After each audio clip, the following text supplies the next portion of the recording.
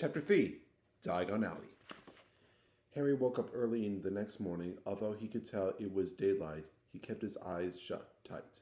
It was a dream, he told himself firmly. I dreamed a giant called Hagrid came to tell me I was going to a school for wizards. When I opened my eyes, albeit at home in my cupboard, there was suddenly a loud tapping noise, and there's Aunt Petunia knocking on the door. Harry thought his heart sinking, but he still didn't open his eyes. It had been such a good dream. Tap, tap, tap. All right, Harry mumbled on getting up. He sat up, and Hagrid's heavy coats fell off of him. The hut was full of sunlight. The storm was over. Hagrid himself was asleep on the collapsed sofa. There was an owl rapping its claw on the window, a newspaper held in its beak. Harry scrambled to his feet, so happy he felt, though, as though a large balloon was swelling inside him. He went straight to the window and jerked it open. The owl swooped in and dropped the newspaper on top of Hagrid, who didn't wake up. The owl then fluttered onto the floor and began to attack Hagrid's coat. Don't do that. Harry tried to wave the owl out of the way, but it snapped its beak fiercely at him and carried on savaging the coat. Hagrid, said Harry loudly, there's an owl. Pay him, Harry grunted in the sofa. He wants paying for delivering the paper. Look in the pockets. Hagrid's coat seemed to be made of nothing but pockets, bunches of keys, slug pellets, balls of string, peppermint humbugs, tea bags. Finally, Harry pulled out a handful of strange-looking coins. Give me nuts, said Hagrid sleepy. Nuts? The little bronze ones? Harry counted out 5 little bronze coins, and the owl held out his leg so Harry could put the money into a small leather pouch tied to it. Then he flew off through the open window. Hagrid yawned loudly, sat up, and stretched. Best be off. Harry, lots to do today. Gotta get up to London and buy all your stuff for school. Harry was turning over the wizard coins and looking at them. He had just thought of something that made him feel as though the happy balloon inside him had got him a puncture. Hagrid, said Hagrid, who was pulling out on his huge boots. I haven't got any money, and you heard Uncle Vernon last night. He won't pay for me to go to learn magic. Don't worry about that, said Hagrid, standing up and scratching his head. Don't you think your parents didn't leave you anything? But if their house was destroyed, they didn't keep their gold in the house, boy. Now first stop for us is Gringotts, Wizard Bank. Have a sausage. They're not as bad as cold, and I wouldn't say no to a bit on your birthday cake, neither. Wizard Banks, just the one, Gringotts, run by goblins. Harry dropped the bit of sausage he was holding. Goblins? Yeah, he said he'd be mad, tried to, and rob it. I'll tell you, that never mess with goblins, Harry. Gringotts is the safest place in the world for anything you want to keep her safe. Kept maybe Hogwarts. As a matter of fact, I gotta visit Gringotts anyway, for Dumbledore. Hogwarts business. Hagrid flew himself up proudly. He usually gets me to do important stuff for him, fetching you getting things from Gringotts. Knows he can trust me. See? Gotten everything. Come on then. Harry followed Hagrid out onto the rock. The sky was quite clear, and now the sea gleamed in the sunlight. The boat Uncle Vernon had hired was still there, with a lot of water in the bottom after the storm. How did you get there? Harry asked, looking around for another boat. Flew, said Hagrid. Flew. Yeah, but we'll go back in this. Not supposed to use your magic. Now I've got you. They settled down in the boat, Harry still staring at Hagrid, trying to imagine him flying. Seems a shame to row, though, said Hagrid, giving Harry and other his sideways looks. If I was to speed things up a bit, would you mind not mentioning it at Hogwarts? Of course not, said Harry, eager to see more magic. Hagrid pulled out the pink umbrella, tapped it twice on the side of the boat. As they sped off toward the land, "Why would you be mad to try and rob Gringotts?" Harry asked. "Spells. Enchantments," said Hagrid, unfolding his new papers as he spoke. "They say there's dragons guarding the highest security vaults, and then you gotta find your way. Gringotts is hundreds of miles under London, see? Deep under the underground, you die of hunger trying to get out, even if you'd manage to get your hands on cement." Harry sat and thought about this while Hagrid read his newspaper, The Daily Prophet. Harry had learned from Uncle Vernon that people liked to be left alone while they did this, but it was different. It was difficult. He never had so many questions in his life. Ministry of Magic messing things up as usual. Hagrid muttered, turning the page. "There's a Ministry of Magic?" Harry asked before he could stop himself. "Of course! They wanted Dumbledore for minister, of course, but he'd never leave Hogwarts, so old Cornelius Fudge got the job. Bungler, if there ever was, so he pelts Dumbledore with owls every morning asking for advice. But what does a Ministry of Magic do? Well, their main job is to keep it from the Muggles, that there's still witches and wizards up and down the country. Why? Why, blimey, Harry, everyone would be wanting magic solutions to their problems. Now, we're best left alone." At this moment, the boat bumped gently into the harbor wall. Hagrid folded up his newspaper, and they clambered up the stone steps on the street. Passersby stared a lot at Hagrid as they walked through the little town to the station. Harry couldn't blame. Not only was Hagrid twice as tall as anyone else, he kept pointing at perfectly ordinary things like parking meters and said loudly, "See that, Harry? Things these Muggles dream up on." "Hagrid," said Harry, panting a bit as he ran to keep up. "Did you say there are dragons at Gringotts?" "Well, so they say," said Hagrid. "Crikey, I'd like a dragon. You'd like one?" "Wanted one ever since I was a kid. Here we go." They had reached the station. There was a train to London in 5 minutes' time. Hagrid, who didn't understand Muggle money, as he called it, gave the bills to Harry so he could buy their tickets. People stared more than ever on the train. Hagrid took up 2 seats and sat knitting what looked like a canary yellow circus tent. "Still got your letter, Harry?" he asked as he counted snitches. Harry took the parchment envelope out of his pocket. "Good," said Harry. "There's a list there of everything you need." Harry unfolded a second piece of paper he'd noticed the night before and read, "Hogwarts School of Witchcraft and Wizardry. Uniform first-year students will require 1. 3 steps of plain work robes black. 2. 1 plain pointed hat black for Harry day wear. 3. 1 pair of protective gloves, dragon hide or similar. 4. 1 winter cloak, black silver fastenings. People note that all pupils' clothes should carry name tags. Course books. All students have a copy of each of the following. Standard Book of Spells, Grade 1. Miranda Gottschalk. A History of Magic by Bathilda Bagshot. Magical Theory by Aldebert Waffling. A Beginner's Guide to the Transfiguration by Emmerich Switch. 1000 Magical Herbs and Fungi by Lydia Spore.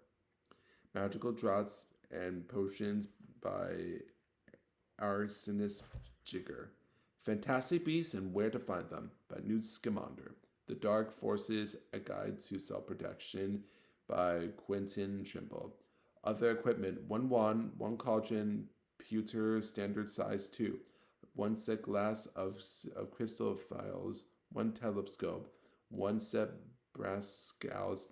All students must also bring an owl or a cat or a toad. Parents are reminded the first years are not allowed their own broomstick. Can we buy all this in London? Harry wondered aloud. If you know where to go, said Hagrid. Harry had never been to London before. Although Hagrid seemed to know where he was going, he was obviously not used to getting there in an ordinary way. He got stuck in the ticket barrier on the underground and complained loudly that the seats were too small and the trains too slow. I don't know how the Muggles manage without magic, he said, as they climbed a broken down escalator that led up to a bustling road lined with shops. Hagrid was so huge that he pattered the ground easily. All Harry had to do was keep close behind him. They passed bookshops and music stores, hamburger restaurants, and cinemas, but nowhere that looked as if it could sell you a magic wand. This was just an ordinary street full of ordinary people. Could there really be piles of wizard gold buried miles beneath them? Were there really shops that sold spellbooks and broomsticks? Might this not all be some huge joke that the Dursleys had cooked up? If Harry hadn't known that the Dursleys had no sense of humor, he might have thought so, yet somehow, even though everything Hagrid had told him was so far unbelievable, Harry couldn't help trusting him. This is it, said Hagrid, coming to a halt. The Leaky Cauldron. It's a famous place. It was a tiny, grumpy-looking pub. If Hagrid had pointed it out, Harry wouldn't have noticed it was there. The people hurrying by didn't glance at it. Their eyes slid from the big bookshop on one side to the record shop on the other, as if they couldn't see the Leaky Cauldron at all. In fact, Harry had the most peculiar feeling that only he and Hagrid could see it. Before he could mention this, Hagrid had, it seemed, steered him inside. For a famous place, it was very dark and shabby. A few old women were sitting in a corner drinking tiny glasses of sherry. One of them was smoking a long pipe. A little man in a top hat was talking into the old bartender, who was quite bald and looked like a toothless walnut. The low buzz of chatter stopped when they walked in. Everyone seemed to know Hagrid. They waved and smiled at him, and the bartender reached for a glass, saying, "The usual, Hagrid?" "Can't, Tom. I'm on Hogwarts business," said Hagrid, clapping his gray hands on Harry's shoulder, making him sneeze. "Good Lord," said the bartender, peering at Harry. Can't this be?" The Leaky Cauldron had suddenly gone completely still and silent. "Bless my soul," whispered the old bartender. "Harry Potter! What an honor!" He heard it out from behind the bar, rushed out toward Harry, seized his wand, tears in his eyes. "Welcome back, Mr. Potter. Welcome back." Harry didn't know what to say. Everyone was looking at him. The old woman with the pipe was puffing on it without realizing it had gone out. Hagrid was beaming. Then there was a great scrapping of chairs, and the next moment Harry found himself shaking hands with everyone in the Leaky Cauldron. "Doris Crawford, Mr. Potter. I can't believe I'm meeting you at last. So proud, Mr. Potter. I'm just so proud. Always wanted to shake your hand. I'm all of a flutter. Delighted, Mr. Potter. Just can't tell you Diggle's the name. Daedalus Diggle." "I've seen you before," said Harry. "A Daedalus Diggle top that fell off in excitement. You bowed to me once in a shop." "He remembers," cried Daedalus Diggle, looking around at everyone. "Did you hear that? He remembers me." Harry shook his head and again. Doris Crawford kept coming back for more. A pale young man made him way forward very nervously, one of his eyes twitching. "Professor Quirrell," said Hagrid. "Harry, Professor Quirrell will be your defense against the dark arts teacher at Hogwarts." "Potter," stammered Professor Quirrell, grasping Harry's hand. "Can't tell you how pleased I am to meet you. What sort of magic do you teach, Professor Quirrell? Defense against the dark arts, murmured Professor Quirrell, as though he'd rather not think about it. Not that you need it, Potter. He'd laugh nervously. You'll be getting all your equipment, I suppose. I've got to pick up a new book of vampires myself. He looked terrified at the very thought, but the others wouldn't let Professor Quirrell keep Harry to himself. It took almost 10 minutes to get away from them all. At last, Hagrid managed to keep himself heard over the babble. Must get on lots to buy. Come on, Harry. Doris Crawford shook Harry's hand one last time, and Hagrid led them through the bar and out into a small walled courtyard where there was nothing but a trash can, a few weeds. Hagrid grinned at Harry. Told you, didn't I? Told you was famous. Even Professor Quirrell was trembling meet you. Mind you, he's usually trembled. Is he always that nervous? Oh yeah, poor bloke. Brilliant mind. He was fine while he was studying out of books.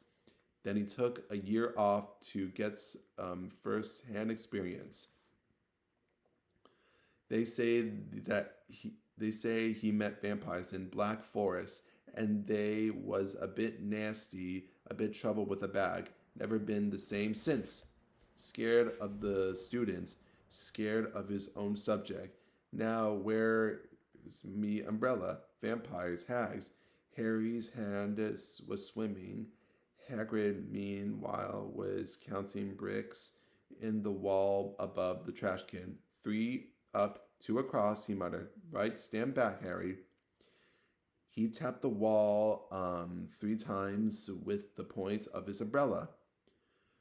The brick he touched quivered. It wriggled in the middle. A small hole appeared. It grew wider and wider. A second later, they were facing an archway, large enough even for Hagrid. An archway onto a cobbled street that twisted and turned out of sight. Welcome, said Hagrid, to Diagon Alley. He grinned at Harry's amazement. They stepped through the archway. Harry looked quickly over his shoulder and saw the archway shrink instantly back into the solid wall. The sun shone brightly on a stack of cauldrons outside the nearest shop. Cauldrons, all size, copper, brass, pewter, silver, self-stringing, collapsible, sign said hanging over them. Yeah, you'll be needing one, said Hagrid. But we gotta get your money first. Harry wished he had about 8 more eyes. He turned his head in every direction as they walked up the street, trying to look at everything at once. The shops, the things outside them, the people doing their shopping. A plump woman outside an apothecary was shaking her head as they passed, saying, Dragon liver, 16 sickles. As once they're mad. A low, soft hootings came from a dark shop with a sign saying Eliope's Owl Imperium, tawny screech, barn brown, and snowy. Several boys of about Harry's age had their noses pressed against a window with broomsticks in it. Look, Harry heard one of them say, the new Nimbus 2000, fastest ever. There were shops selling robes, shops selling telescopes, and strange silver instruments Harry had never seen before. Windows stacked with barrels of bats' spleens and eels' eyes, tottering piles of spell books, quills, and rows of parchments, potion, bottles, globes of the moon. Gringotts, said Harry. They had reached a snowy white building that towered over the other little shops, standing beside in its burnished bronze doors, wearing a uniform of scarlet and gold was. Yeah, that's a goblin, said Harry, said Hagrid. quietly as they walked up the white stones steps towards him. The goblin was about a head shorter than Harry. He had a swarthy, clever face, a pointed beard, and Harry noticed very long fingers and feet. He bowed as they walked inside. Now they were facing a second pair of doors, silver this time with no words engraved upon them.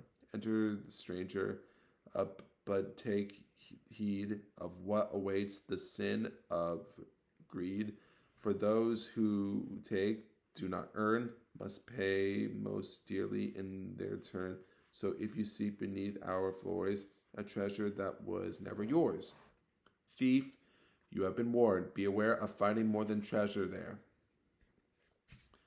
Like I said, you'd be mad to try and rob it, said Hagrid. A pair of goblins bowed them through their silver doors, and they were in a vast horrible hall.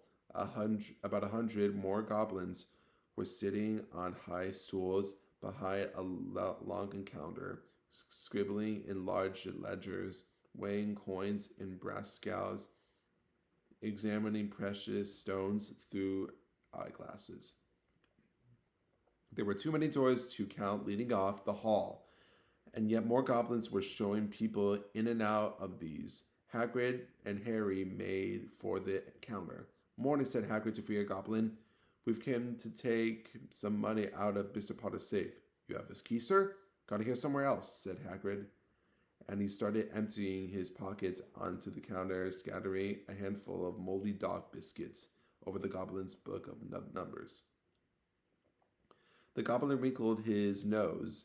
Harry watched the goblin on their right weighing a pile of rubies as big as glowing coals. Got it, said Hagrid, at last, holding up a tiny golden key. The golden looked at it closely. That seems to be in order, and I've got a letter from Professor Dumbledore, said Hagrid, importantly throwing out his chest. It's about the you-know-what in Vault 713. The goblin read the letter carefully. Very well, he said it back to Hagrid. I will have someone take you down to both vaults. Griphook was yet another goblin. Once Hagrid had crammed all the dog biscuits back inside his pockets, he and Harry followed Griphook toward one of the doors leading off the hall. What's the you-know-what in Vault 713, Harry asked. Can't tell you that, said Hagrid miserably. Very secret. Hogwarts business. Dumbledore's trusted me more than my job's worthy to tell you that. Griphook held the door open for them. Harry, who had expected more marble, was surprised. They were in a narrow stone passageway lit with flaming torches, in sloped sleepy downward, and there were little railway tracks on the floor. Griphook whistled, and a small cart came hurtling up the tracks toward them. They climbed in. Hagrid, with some difficulty, were off. At first, they just hurtled through a maze of twisting passages. Harry tried to remember left, right, left, middle fork, right, left, but it was impossible. The rattling cart seemed to know its own way because Griphook's wasn't steering. Harry's eyes stung as the cold air rushed past them, but he kept them wide open. Once he thought he saw a burst of fire at the end of a passage and twisted around to see if it was a dragon. But too late, they plunged even deeper, passing an underground lake where huge stalactites, stalagmites grew from the ceiling and floor. I never know, Harry called to Hagrid over the nose of the cart. What's the difference between a stalagmite and a stalactite? Stalagmite got an in it, said Hagrid, and don't ask me questions just now. I think I'm going to be sick. He didn't look very green, and when the cart stopped at last beside a small door in the passage wall, Hagrid got out and had to lean against the wall to stop his knees from trembling. Griphook unlocked the door. A lot of green smoke came billowing out, and as it cleared, Harry gasped. Inside were mounds of gold coins, columns of silver, heaps of little bronze nuts.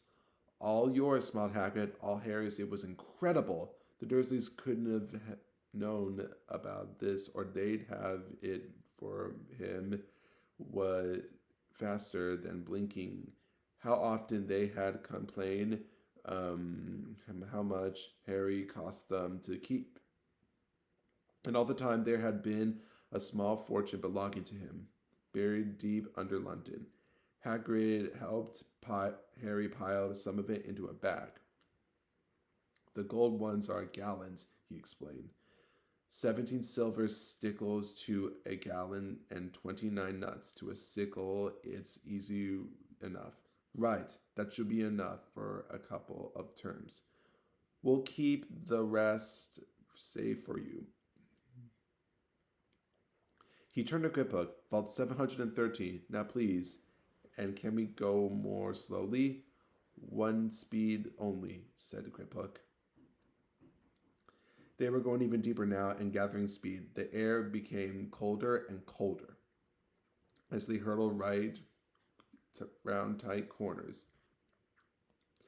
They went rattling over an underground ravine, and Harry leaned over the side to try to see what was down at the dark bottom. But Hagrid groaned and pulled him back by the scruff on his neck. Vault 730 had no keyhole, but stand back, said Griphook importantly.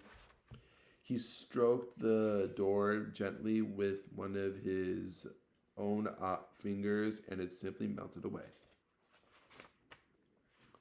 If anyone but a Gringotts goblin, they tried that, they'd be sucked through the door and trapped in there, said Griphook. How often do you check to see if anyone's inside? Harry asked.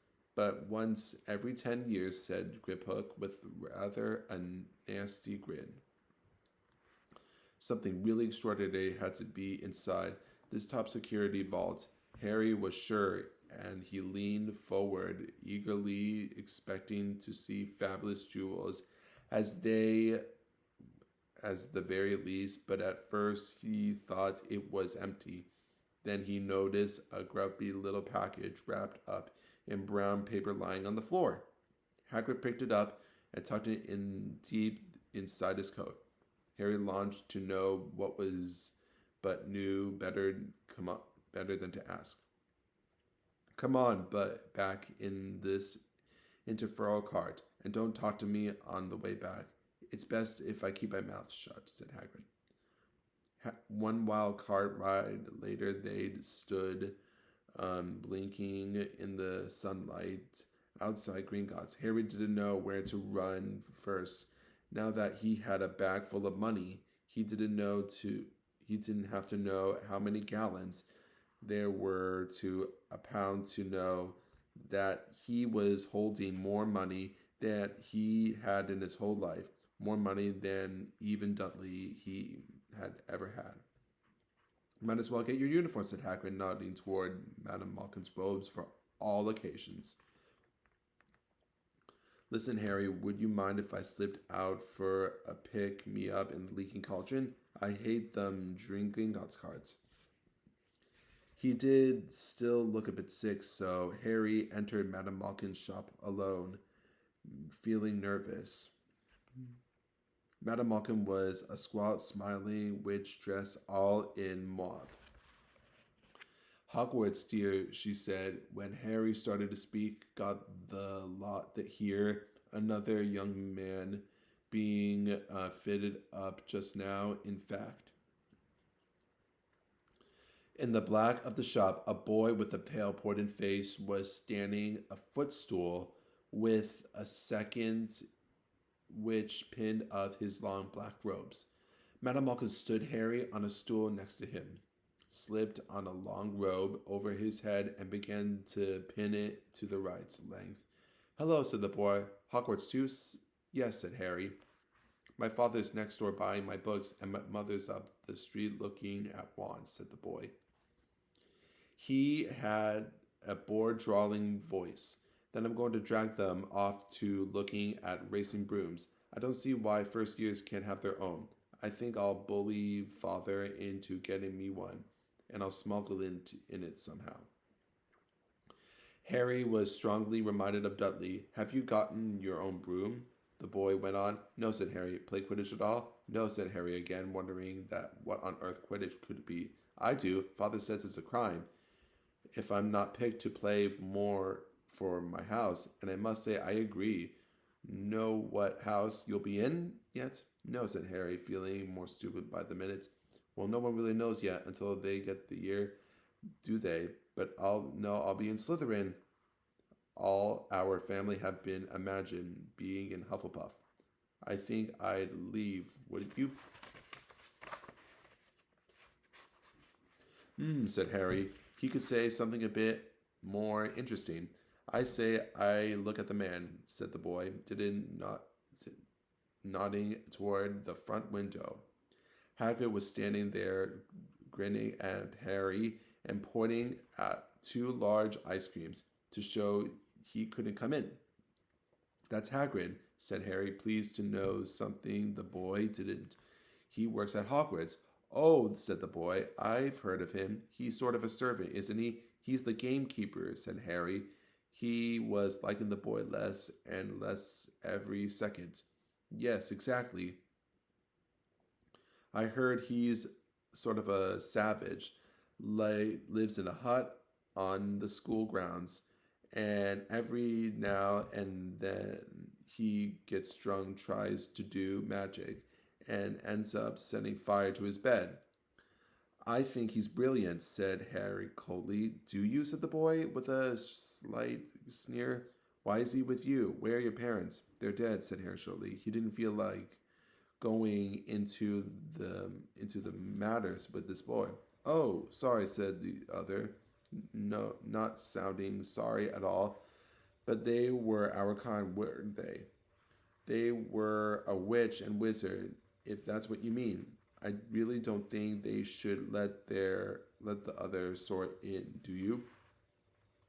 They're just not the same. They've never been brought up to know our ways. Some of them have never seen, even heard of Hogwarts until they get their letter. Imagine anything they should keep it into the old wizarding families. What's your surname anyway? Before Harry could answer, Madame Malcolm said, That's you done, my dear. And Harry, not sorry for an excuse to stop talking to the boy, hopped down onto the footstool. Well, I'll see you at Hogwarts, I suppose, said the drawling boy. Harry was rather quiet as he ate the ice cream. Hagrid bought him chocolate and raspberry with chopped nuts. What's up, said Hagrid. Nothing, Harry lied. They stopped to buy parchments and quills. Harry cheered up a bit when he found a bottle of ink. The change of color as you wrote. When they had left the shop, he said, Hagrid, what's Quidditch? Blimey, Harry, I keep forgetting how little you know, not knowing about Quidditch. Don't make me feel worse, said Harry. He told Hagrid about the pale boy in Madame Malkin's, and he said people from Muggle families shouldn't even be allowed in.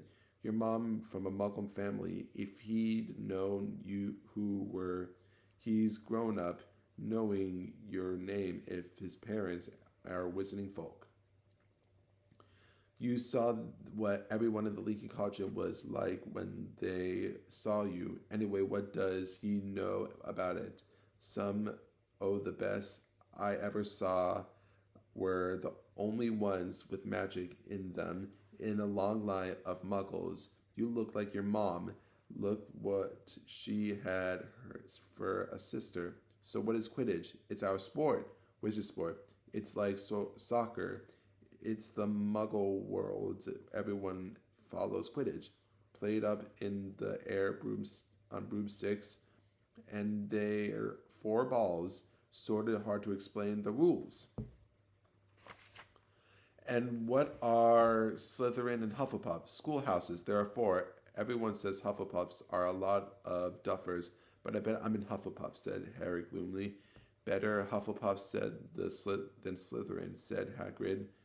Harry darkly. There's not a single witch or wizard who went bad as who wasn't Slytherin. You know who was one. Vols, sorry, you know who was at Hogwarts? Years ago, said Hagrid, they bought Harry's school books in a shop called Flourish Blotts, where the shelves were stacked into the ceiling with books as large as paving stones bound in leather, books the size of postage stamps in covers of silk, books of peculiar symbols, and a few books with nothing in them at all. Even Dudley, who had never read anything, would have been wild to get his hands on some of these. Hagrid almost had to drag Harry away from curses and counter curses, bewitch your friends and befundle your enemies with the latest revenges. Harry lost jelly legs, tongue-tying, and much, much more by Professor Dinksvindian. I was trying to find out to curse Dudley. I'm not saying that's a good idea, but you're not to use magic in the Muggle world except in very, very special circumstances, said Hagrid. And anyway, you couldn't work any of them curses yet. Yeah, well, you need a lot more study before you get to that level. Hagrid wouldn't let Harry buy a solid golden cauldron. Either it says pewter on your list, but they got a nice set of scales for weighing potion ingredients and a collapsible brass telescope. Then they visited the apothecary, was fascinating enough to make up for its horrible smell, a mixture of boiled eggs and rotted cabbages, barrels of slimy stuffed food on the floor, jars of herbs, dried roots, and bright powders lined the walls, bundles of feathers, strings of fangs, and snarled claws hung of the ceiling, while Hagrid asked the man behind the counter of a supply of basic potion ingredients for Harry himself examined silver unicorn horns at 20 gallons each and minuscule glittery black beetle every 5 nuts of a scoop. While outside the apothecary, Hagrid checked Harry's list again. Just your wand left. Oh yeah, and I still haven't gotten your birthday present. Harry felt himself go red. You don't have to. I know I don't have to. Tell you what, I'll get your animal, not a toad. Toads when you go fashion years ago. You'd be laughing at, and I don't like cats. They make me sneeze. I'll get you an owl. All the kids want owls. They're dead useful. Carry your mail and everything. 20 minutes later, the envelopes are Emperor, which had been dark and full of rustling, jeweled bride's eyes, and Harry now carried a large cage. They had held a beautiful Snally fast asleep with her head under her wig. He couldn't stop stammering his thanks, sounding just like Professor Crowne. Don't mention it, said Hagrid gruffly. Don't expect you have had a lot of presents from the Dursleys. Just Ollivanders left now. One place for wands. Ollivanders, you got to have the best wand. A magic wand. This was Harry had been really looking forward to. The last shop was narrow and shabby, peeling gold letters over the doors, reading Ollivanders, maker of fine wands since 1382 BC. A single weight lay on a faded purple cushion in the dusty window. A tinkling bell rang somewhere in the depths of the shop. They stepped inside. It was a tidy place, an empty except for a single spindly chair that Hagrid sat on to wait. Harry felt strangely as though he had entered a very strict library. He swallowed a lot of new questions that had just occurred to him and looked instead at the thousands of narrow boxes piled neatly right up to the ceiling. For some reason, the back of his neck prickled. The very dust and silence in here seemed to tingle with some secret magic. "Good afternoon," said a soft voice. Harry must jump too, because there was a loud crunching noise, and he got quickly off the spinning chair. An old man was standing before them, pale eyes shining like moons through the gloom of the shoots. "Hello," said Harry awkwardly. "Ah, yes," said the man. Yes. I thought I'd be seeing you soon. Harry Potter, it wasn't a question. You have your mother's eyes. It seems only yesterday she was in here buying her first wand. 10 1/4 inches long, swishy, made out of willow. Nice wand for charm work." Mr. Ollivander moved closer to Harry. Harry wished he would blink. Those silvery eyes were a bit creepy. Your father, on the hand, forward mahogany wand, 11 inches, pillable, a little forward power, and an excellent transfiguration. Well, I say your father favored it. It's really the wand that chooses you, the wizard, of course. Mr. Oliphant had to come close, that he and Harry were almost nose to nose. Harry could see himself reflected in the Osmighty eyes, and that's where Mr. Ollivander touched the lightning scar on Harry's forehead with a white finger. "I'm sorry to say I sold the wand that did it," he said softly. 13 1/2 inches. You powerful wand. You're very powerful, and in the wrong hands. Well, if I'd known that wand was going out into the world to do. He shook his head to that, and then to Harry's relief spotted Hagrid. Rubius Hagrid. How nice to see you again. Oh, 16 inches rather than bendy, wasn't it? It was, sir, yes, said Hagrid. Good one, that one, but I suppose they snapped in half when you got expelled, said Mr. Ollivander. Suddenly turned. Yes, they did, he said. Yes. Hagrid shuffling his feet. I've still got the pieces, though, he added brightly. But you don't use them, said Mr. Ollivander sharply. Oh, no, sir, said Hagrid quickly. Harry noticed his grip with his pink umbrella very tightly as he spoke. Said Mr. Ollivander, giving Hagrid a piercing look. Well, now, Mr. Potter, let me see. He pulled a long tape measure with silver markings out of his pocket. Which is your wand arm? Yes, I'm right-handed, said Harry. Hold out your arm. That's it. He measured Harry from shoulder to finger, then wrist to elbow, shoulder to floor, to knee to armpit, and round his head. As he measured, he said, Every Ollivander wand has a core of powerful magical substance, Mr. Potter. We use unicorn hairs, phoenix tail feathers, and the heartstrings of dragons. No two Ollivander wands are the same, not just as no two unicorns, dragons, phoenixes are quite the same. And of course, you will never get such good results with another wizard's wand. Harry suddenly realized that the tape measure, which was measuring between his nostrils, was doing this on its own. Mr. Ollivander was flitting around the shelves, taking down boxes. That will do, he said, and the tape measure crumpled into a heap on the floor. Right then, Mr. Potter, this one, beech wood and dragon heartstring. 9 inches, 9 flexible, just take it and give it a wave. Harry took the wand, feeling foolish, waved it a bit, but Mr. Ollivander snatched it out of his hand almost at once. Maple and phoenix feather, 7 inches, quite whippy. Try.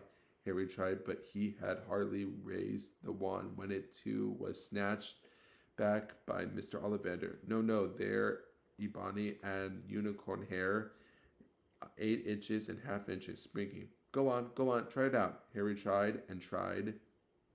He had no other idea what Mr. Ollivander was waiting for. The pile of tried wands and was mouthing higher and higher on the spinning chair, but the more wands Mr. Ollivander pulled from the shelves, the happier he seemed to become. Tricky customer, and not to worry, we'll find the perfect match here somewhere. I wonder now. Yes, why not? Unusual combination. Holly and phoenix feather. 11 inches. Nice and supple. Harry took the wand, felt a sudden warmth in his fingers. He raised the wand above his head, brought it swishing down through the dusty air, and a stream of red and gold sparks of shots from the end, like a firework throwing dancing spots of light onto the walls. Hagrid whooped and clapped, and Mr. Ollivander cried, "Oh, bravo! Yes, indeed. Oh, very good. Well. How curious. How very curious." He put Harry's wand back into its box and wrapped it in brown paper, still muttering, "Curious. Curious? Sorry," said Harry. "But what's curious?" Mr. Ollivander fixed Harry with his pale stare. "I remember every one I've ever sold, Mr. Potter. Every single one. It so happens that the phoenix, whose tail feather resides in your wand, gave another feather. Just one other. It is very curious indeed that you should be destined for this one, when its brother, why? Its brother gave you that scar." Harry swallowed. "Yes, 13 inches and half inches.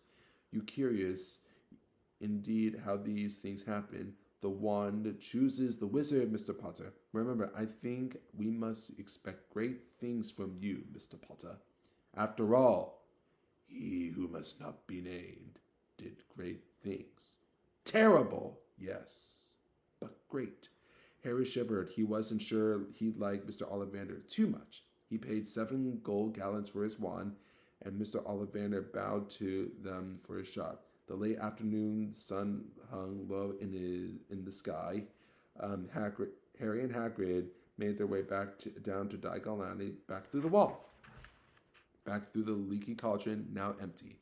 Harry didn't speak at all as they walked down the road. He didn't even notice how much people were gawking at them on the ground, laden as they were with all their funny-shaped packages, with the snowy owl asleep in its cage on Harry's lap. Up another escalator out into the Paddington Station. Harry only realized where they were when Hagrid taped on the shoulder.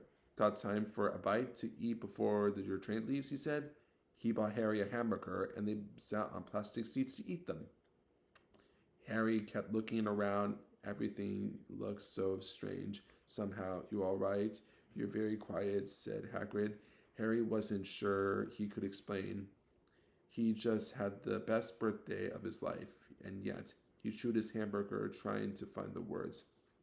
"Everyone thinks I'm special," he said at last. "All those people in the leaky cauldron, Professor Quirrell, Mr. Ollivander, but I don't know everything about magic at all. How can they expect great things? I am famous. I can't even remember what I'm famous for. I don't know what happened when... Sorry, I meant the night my parents died."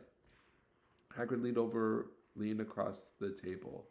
Behind the wild beard eyebrows, he wrote a very kind smile. "Don't you worry, Harry. You'll learn fast enough. Everyone starts at the beginning at Hogwarts. You'll be just fine. Just be yourself.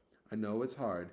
You'll be sawed off out, and that's always hard, but you'll have great times at Hogwarts. I did, still do. Smarter a fact."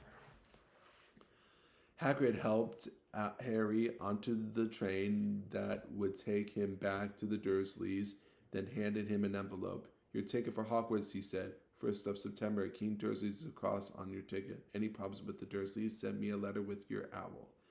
She'll know where to find me. See you soon, Harry." The train pulled out of the station. Harry wanted to watch Hagrid until he was out of sight.